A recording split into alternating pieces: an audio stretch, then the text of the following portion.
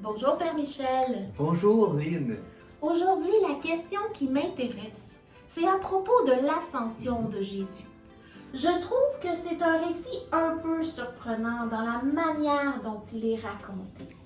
Comment comprendre cette image de Jésus qui monte au ciel? Une image aussi étrange que celle du prophète Élie qui est emporté dans un tourbillon de vent. Voyez-vous, dans votre question, il y a quelque chose d'important que vous dites. C'est une image.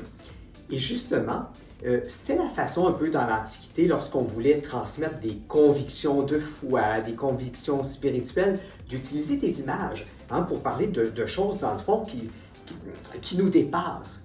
Alors, dans l'Antiquité, on se représentait Dieu comme habitant dans le ciel, vraiment littéralement, là, en haut.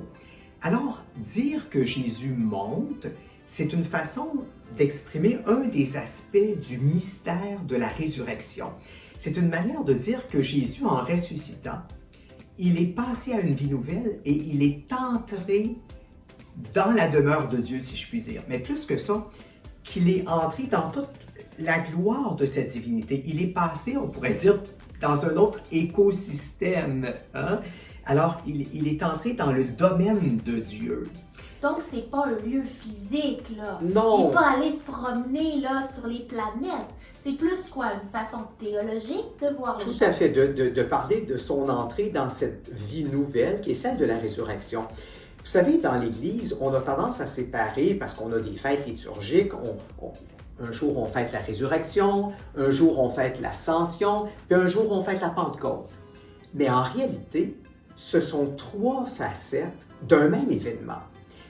Quand Jésus est ressuscité, bon, à part qu'on célèbre surtout, on met l'accent sur le fait qu'il est à nouveau vivant. Il n'est plus mort, il est maintenant vivant d'une vie nouvelle. À l'ascension, on souligne le fait qu'en ressuscitant, Jésus nous a quittés. Il n'est plus là physiquement, biologiquement comme il était autrefois. On ne le voit plus avec nos sens physiques. Il est passé dans une autre dimension. Il est auprès de Dieu. Et à la Pentecôte, nous célébrons le fait que par la résurrection, Jésus nous a donné l'Esprit Saint, qui ne nous a pas laissés orphelins, que désormais il allait être avec nous, nous accompagner, nous guider sous une autre forme. Il allait être avec nous autrement. Alors, voyez-vous, tout ça, c'est la résurrection. Par la résurrection, il est entré dans une vie nouvelle. Par la résurrection, il nous a quittés, son mode de présence est différent et par la Pentecôte, il nous laisse pas orphelins. Il est là maintenant avec nous autrement. Père Michel, quand on parle des gens qu'on connaît, qui ont dit « Ah, il a donc été enlevé trop tôt » ou « Dieu est venu l'enlever », quand on fait référence à la mort, au décès d'un être cher, est-ce qu'on a cette même image de Dieu qui vient enlever?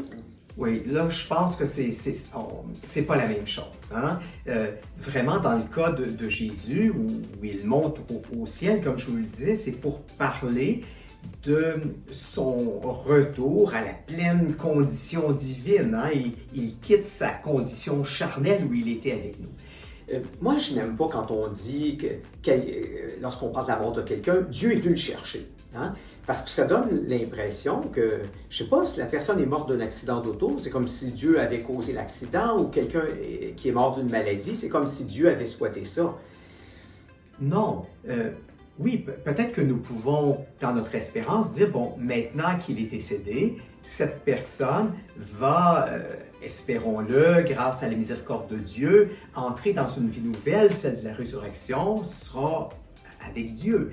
Mais vous savez, Dieu laisse faire un peu les lois de la nature et c'est pas lui qui vient nous arracher nos proches. Alors, c'est dangereux d'utiliser cette image-là parce que ça peut donner l'impression d'un Dieu un peu sadique ou un peu égoïste qui nous arrache les gens qu'on aime parce qu'il veut les avoir auprès de lui. Donc, il y a une certaine prudence à utiliser ce genre de langage. Je trouve que c'est un peu dangereux. Alors, si je comprends bien, l'Ascension, qui est une fête aussi au même titre que la Pâque et la Pentecôte, eh bien, qu'est-ce qu'elle a de spécial pour nous, les chrétiens? Bien, surtout, c'est que c'est la promesse que nous sommes, bon, d'une part, notre Seigneur est maintenant auprès de Dieu.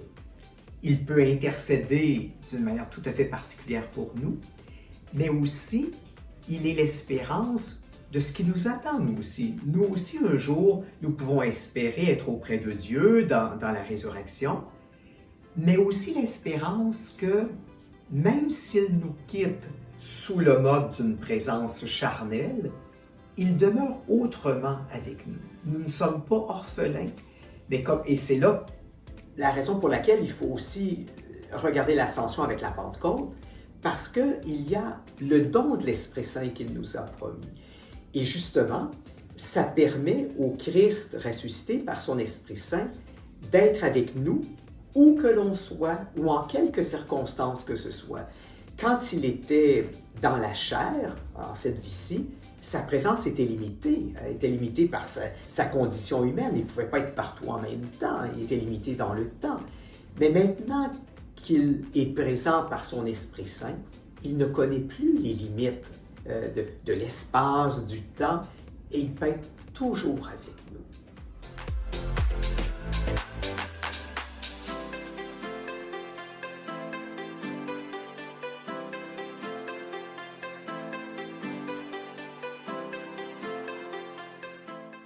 Merci, Père Michel.